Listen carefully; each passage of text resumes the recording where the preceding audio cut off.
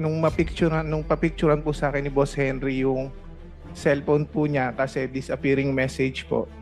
That time po, ang sabi po ni Boss Henry, nagre-request daw po si Senator Joel ng pondo po. Ng almost parang ang pagkakabanggit ni Boss Henry is 1.5 billion. Subalit dun sa parang na pumasok sa conversation po na napicturan, isang kayang ialat ng po sa kanya ni Secretary Bonoan is 600 million. Totoo naman I'm po. sorry, Mr. Chairman. There's nothing there. Actually, papaliwanag ko lang muna po, sir. Ang kaya lang po ni Secretary Bonoan that time is 600 million na ibigay. Kaya sa conversation po, This was parang, in October 2022. yes po, Okay. nung nagre-request nung October 22. Okay, Mr. Chairman, can I finish on that? Kasi lumalayo na po siya. Allow the resource person to finish the narration before Okay. we interject. Okay.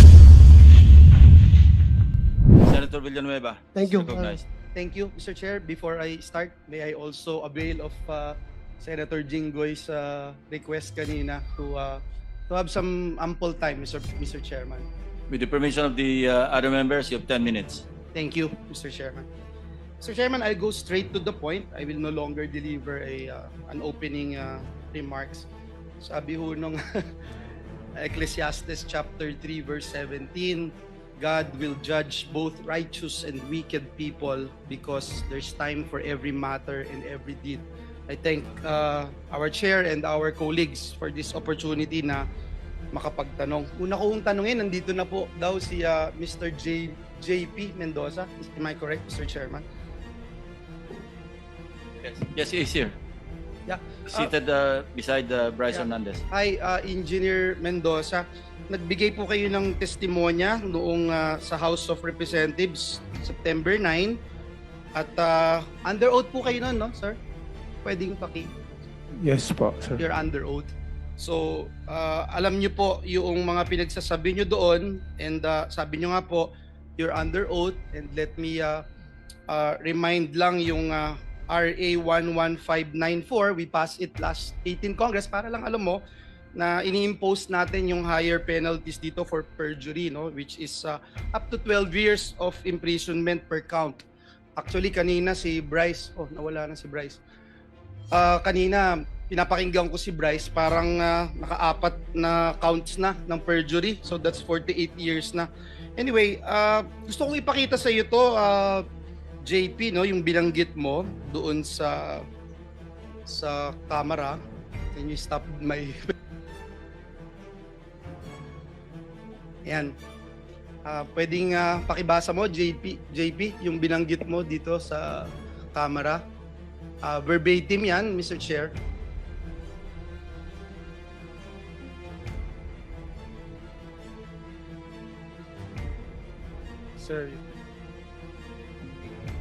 Sir, yung picture po na yan ay noong October 2023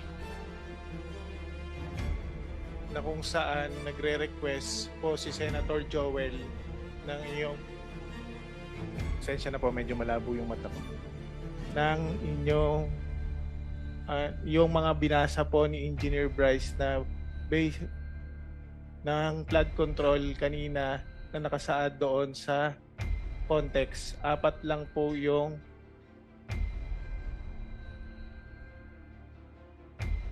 pwedeng picturean ko pa para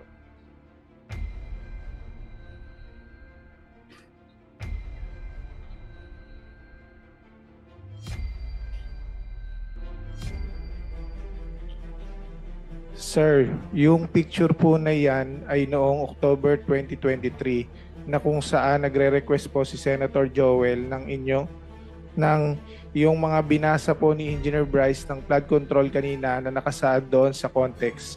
4 lang po yung napicturan sa akin ng boss ko. Kumbaga para sa summary po yan na sinasabi ni Senator Joel na mababa yung kanyang pondo, subalit siya ang majority floor leader. Isa siyang majority floor leader Majority floor leader siya noon that time and member siya ng Commission on Appointment. Yan yung sinabi mo.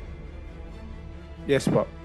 Mr. Chairman, may I ask Mr. JP Mendoza, kasi binanggit niyo po dyan na si Secretary Bonoan ay kinukumpirma ng Commission on Appointments. Yan po yung binanggit po ninyo, no? Sa Commission on Appointments. At ang date po na ito, would you say, tama po, yung sabi niyo, October 2023. Sir, check ko lang po yung eksaktong date dito sa... Binasa picture niyo po kanina yung Opo. transcript. October 4, 2023 po, to be exact po. Yes, November 22, 2022 nang ma-confirm si Secretary Bonoan. Sabi niyo din, Mr. Mendoza, are you aware? Kasi sabi niyo din po na miyembro si Senator Villanueva ng Commission on Appointments. Sabi niyo rin, October 2023. Tama po? Sir, Binasa niyo po yung transcript eh. check ko lang. Ito po sa pagkaka-picture ko po, October 4, 2022, 10:31 p.m. po. Hindi, kakasabi mo Yes lang po. kanina, yan din ang sinabi mo sa House. Yung 2023 po dumating yung project po. I'm sorry. Magulo yata yun, Mr. Chair. Sabi mo 2023, yung binasa mo kanina at binanggit mo sa House. Sir, upon checking po, kasi ito po yung picture. Para ma-summary ko po, sir, okay lang po ba na ipaliwanag ko po? Ito po Go ahead, kasi... sige, para maliwanag. Apo. Sir, pwede po bang humingi rin ako ng parliamentary immunity? May legislative Ay, immunity. legislative immunity po. Of course, alam mo naman yung conditions, di ba? Apo. Nasabi sa Apo. kanina, may legislative immunity pero hindi rin totoo ang sinasabi. Baka pareho rin ang Hindi, sasabihin mo. ito po para ma-explain ko po ng Any diretso. objection? Hearing none, sige, granted. Ito po, sir. Ito pong time na to, nung papicturean po sa akin ni Boss Henry yung cellphone po niya kasi disappearing message po. That time po, ang sabi po ni Boss Henry, nagre-request daw po si Senator Joel ng pondo po. Nang almost parang ang pagkakabanggit ni Boss Henry is 1.5 billion. Subalit dun sa parang pumasok sa conversation po na napicturan, isang kayang ialat ng po sa kanya ni Secretary Bonoan is 600 million. Totoo naman I'm po. sorry, Mr. Chairman. There's nothing there. Kahit na Actual, picture lang yung pinicture mo, there's nothing there that states that. Is this a new allegation that you're talking about? actually, papaliwanag ko lang muna po, sir. Ang kaya lang po ni Secretary Bonoan that time is 600 million na ibigay. Kaya sa conversation po, This was Parang- in October 2022. yes po, Okay. nung nagre-request nung October 22. Okay, Mr. Chairman, can I finish on that? Kasi lumalayo na po siya. Allow the resource person to finish the narration before Okay. we interject. Okay. Yung katulad nga po ng sinabi ni D.E. Henry noon, kung nagpa-follow up sa St. Joel, totoo naman po na ang nire-request niya is mga multipurpose building. Pero that time na hindi kayang ibigay yung amount na hinihingi ni Senator Joel, ang kaya lang ni Secretary Manny Bonoan po noong time na yun is 600. So, hindi maaabot yung target na almost 1 billion na mahigit. Naisipan po ni D.E. Henry na i-convert sa flood control yung 600 million na which is kinuhanan po ng 25% yung mga kontraktor para ang maging total is 150 million. Kung sinasabi po kanina na yung project po lumabas po siya ng 2023, wala po siya sa GAA.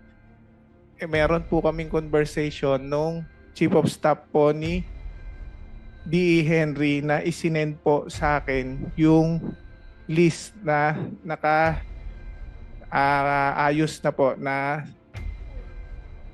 eto po, pakita ko po.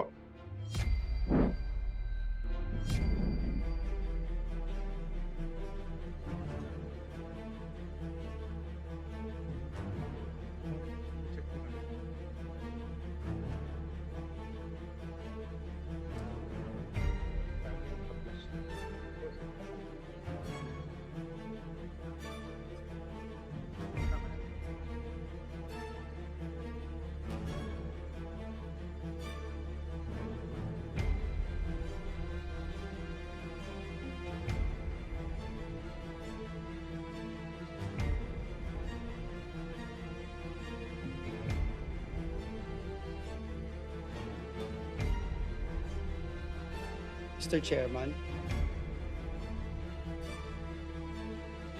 Not germane to my questions kasi. Mr. Yung Chairman. sinasabi mo, excuse me, Senator Joel. Sinasabi mo, meron kang screenshot ng conversation mo with Senator Joel? Pinapicturan po sa akin Sino ang kausap ni Senator Joel? CDE Henry po.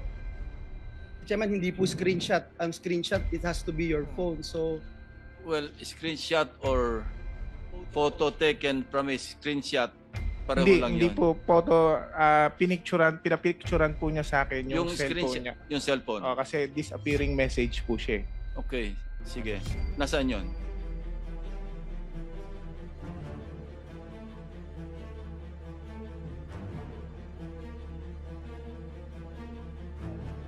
Ang binigay mo raw, list of projects, hindi Apa, yun. kumbaga, nung yung 600 million na kinonvert na lang po sa flood control, ito po, ito po yung nasan po.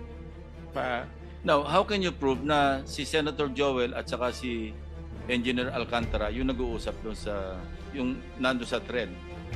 Nung nasa Congress po, tinanong din po siya sa House kung kinukumpirma po niya na nag-uusap sila. Kinonfirm naman po ni DE. Are you confirming? I confirm, nung last time po sa Congress, ang kinonfirm ko lang po na si Senator Joel po ay nag-follow up sa akin na pwedeng malagyan ng building, mga school building po ay multipurpose building, baka pwedeng mabigyan po ni Secretary. Meron daw po request pero pinapapollow up niya lang po sa akin. Pero there is no such thing as flood control, Your Honor. Yun po ang bilanggit ko sa Congress po. Ayan, Senator Joel, please continue. thank you. Be thou as it may, Mr. Chairman, JP 2022, 2023, hindi po ako miyembro ng Commission on Appointments. Hindi po ako miyembro. Pwede kong tanungin si Mr. Alcantara. Mr. Alcantara, same question that I asked Secretary Bonoan's Regional Director Tolentino. Was there a time na I asked or I nominated flood control program sa inyo? Wala po, Your Honor. Ever since po. Ever since, wala, Mr. Chairman. Was there a time na naglabi si Senator Villanueva for any contractor na in-endorse, pinakitaan ng pabor, or nilabi sa iyo, Mr. Alcantara? Wala po, Your Honor. Thank you, Mr. Chairman. Balikan kita, JP, no? Hindi ako CA member. Kinonfirm na si Secretary Bonoan dun sa sinabi nyo. Doon sa mga binanggit mo doon sa plenaryo, doon sa Kamara. Gusto ko lang malaman, meron bang utos sa'yo, sabi sa'yo na banggitin ang pangalan ni Senator Villanueva na ang tanging basis mo ay pinicturan mo ang isang telepono na hindi din sa'yo? Wala po, sir.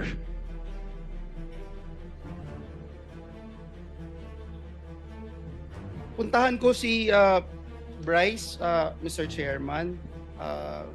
Engineer Bryce, nagpunta ka rin sa Kamara de Representantes at doon marami kang sinabi, may mga picture, kagaya nung sinasabi ni JP na pinicturan niya yung isang telepono at di umano ito ay conversation ni Joel Villanueva at isang Henry Alcantara. At nakakalungkot man na kahit ito'y isang picture lang from a different phone, parang tinanggap na gospel truth doon sa camera, no? May ipapakita rin akong picture sa iyo, Bryce. Pakitignan itong picture na to. Pakilakihan.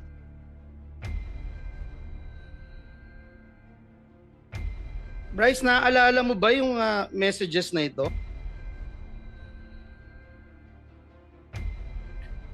Your Honor, ngayon ko lang po nakita yan.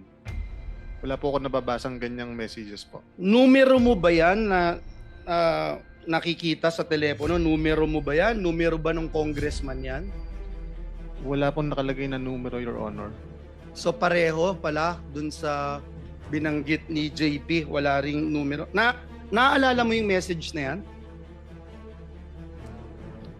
Ako hindi po. Kasi may Ngayon ko nakapagsabi sa akin, ikaw daw ito. Paano ko ipagpilitan kung ikaw din yan?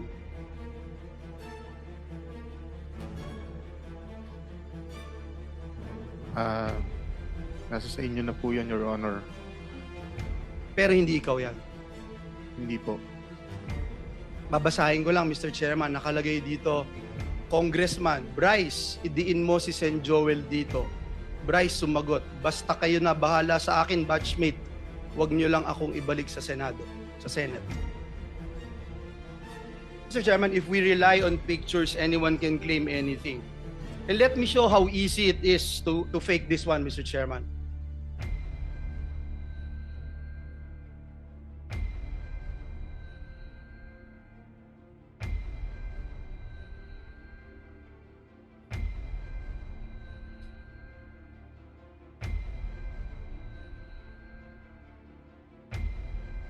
$20, Mr. Chairman.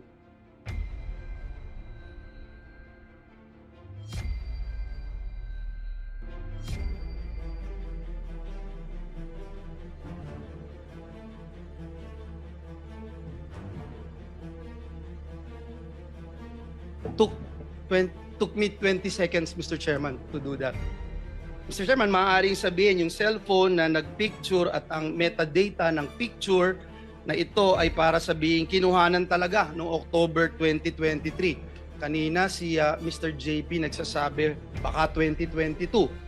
Pakita din po natin kung paanong mag-alter sa metadata of an image.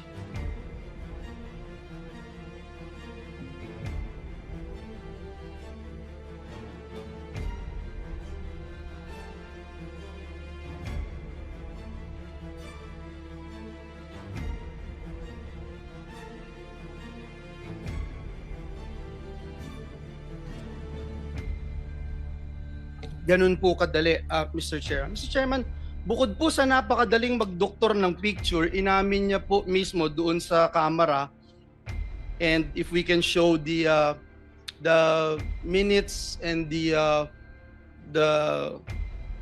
transcript of the hearing, inamin po ni Engineer Bryce na wala siyang personal knowledge sa mga mensaheng ito.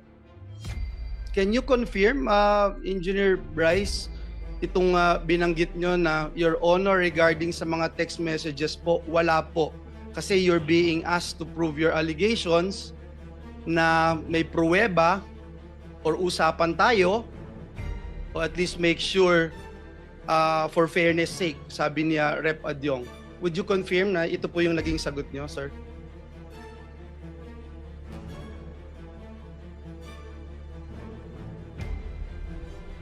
Yes, Your Honor. So ibig sabihin, hearsay, Mr. Chairman, daig pa po nito yung chismis. Nakakalungkot dahil yung chismis trying to destroy me, my name, our family, our loved ones. May mga anak din ako, Engineer Bryce, at higit sa lahat yung simbahan na aking nire-represent na milyong-milyong tao ang nire-respeto yung aking pananampalataya. Mr. Chairman, tandaan din po natin na Bryce and JB, nakita nyo kanina yung pinakita kong video. Hindi ba ganun kadali gumawa? Yes or no lang? Hindi po namin alam na pwede palang gawin yon, Your Honor. Ah, hindi nyo alam. Okay. So, ibig sabihin, hindi nyo ginagawa itong pamemeke. Hindi po, Your Honor. Okay. Hindi nyo ginagawa. Mr. Chairman, dun po sa mga isiniwalat nyo, Mr. Chairman, dito sa Senado, ang dami pong kasinungalingan at pamemeke. No? Pakita lang natin yung history ng pamemeke ng public documents nitong dalawang ito, Mr. Chairman. Nameke din po sila ng driver's license para lamang makapaglaro sa casino. Kahit alam nating lahat na krimen ito, ngayon pa po ba sila matatakot, Mr. Chairman, kung ikalulusot po nila ito? So, ito po ba, hindi nyo rin po aaminin na kayong behind dito sa pamemeke ng lisensya na ito, Bryce and JP?